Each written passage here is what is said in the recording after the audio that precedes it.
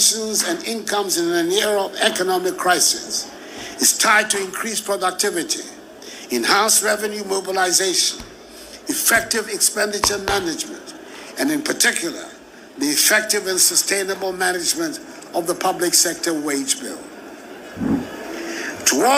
Today, the expenditure on compensation of employees, which comprises wages and salaries, allowances, pensions, gratuities, and social security contributions, represents 56.101% of tax revenue, which is higher than the ECOWAS threshold of 35%, creating a serious fiscal crowd-out effect.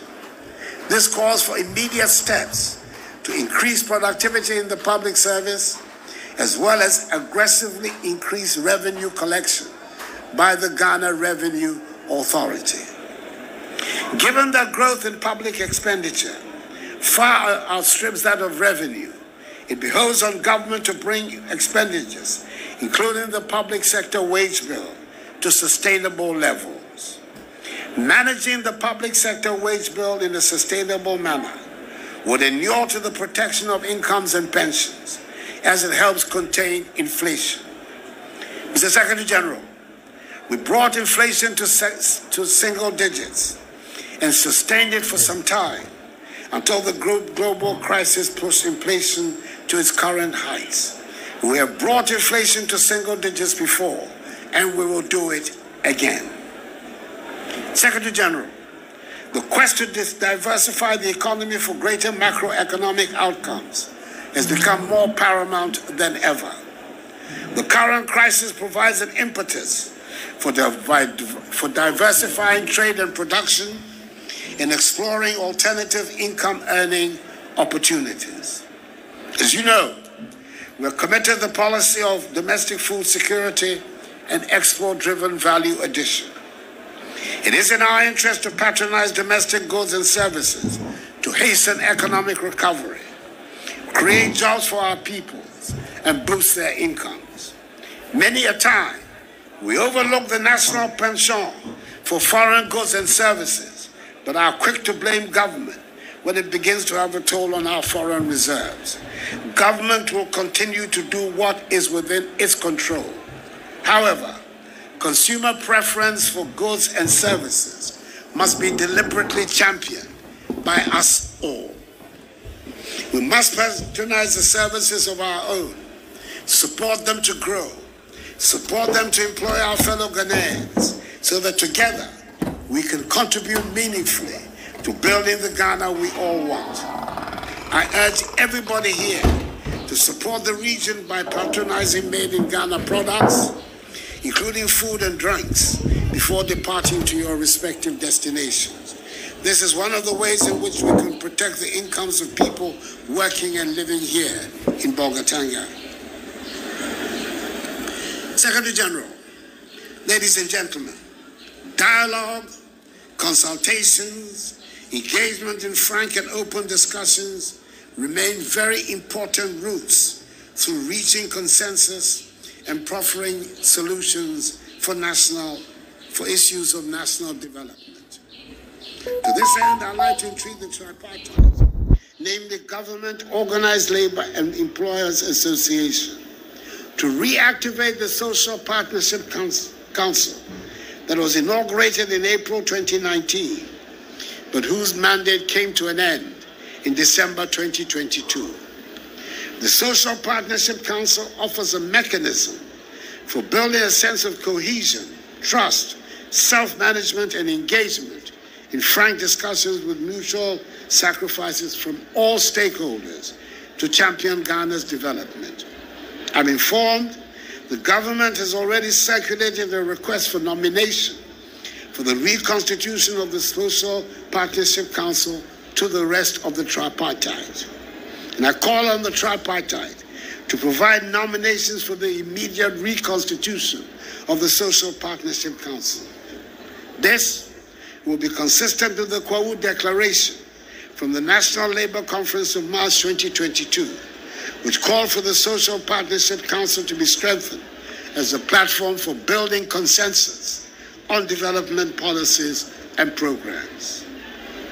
Secretary General, ladies and gentlemen, let me touch on a very important subject matter, which is the status of the IMF program negotiations.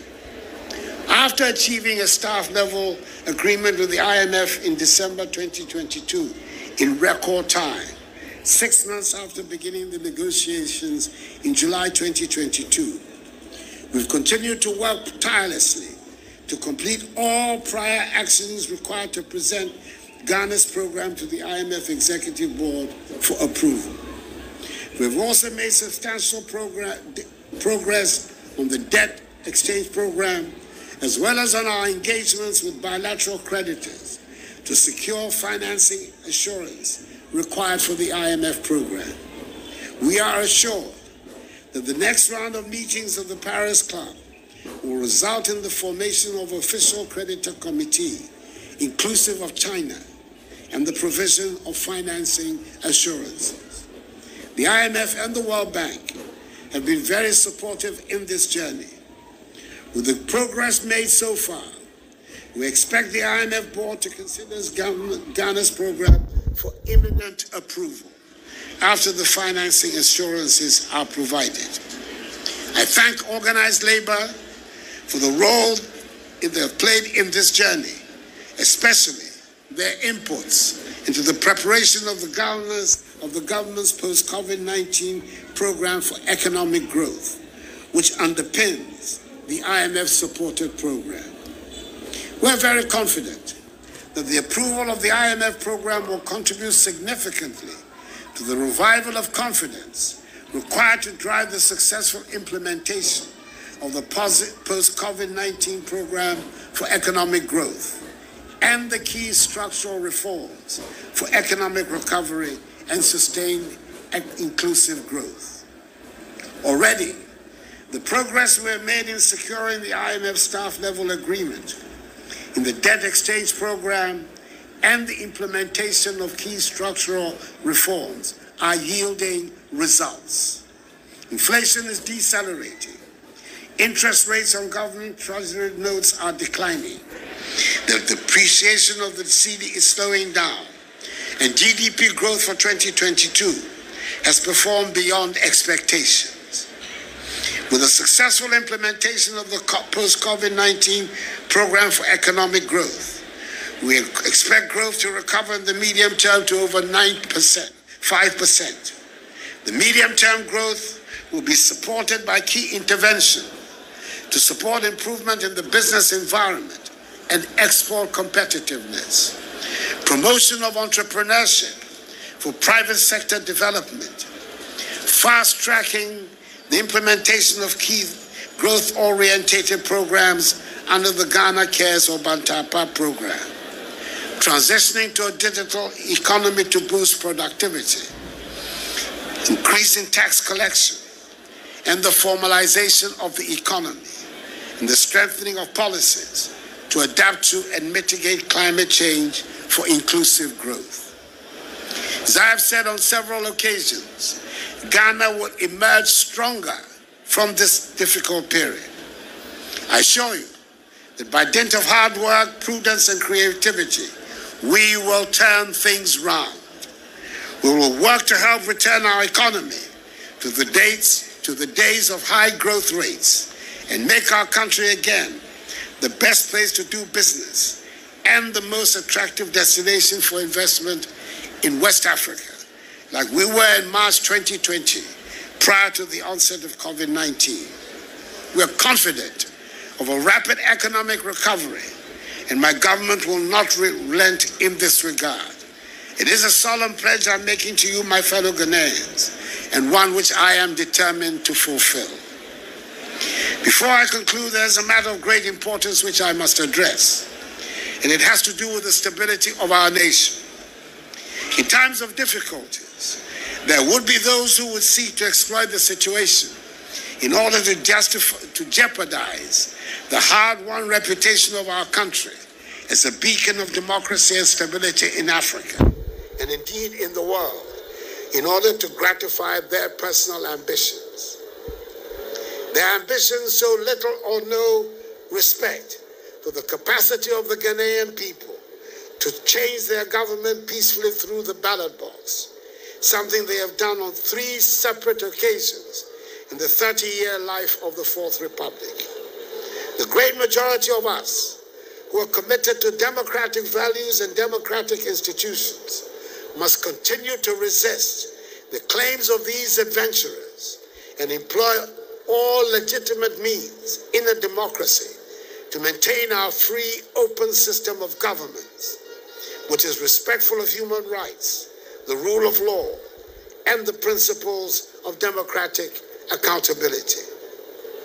My government and I's respect for fundamental human rights, which are guaranteed by the Constitution of the Republic, includes respect for the right of association, which entitles every citizen to join any lawful association of his or her choice.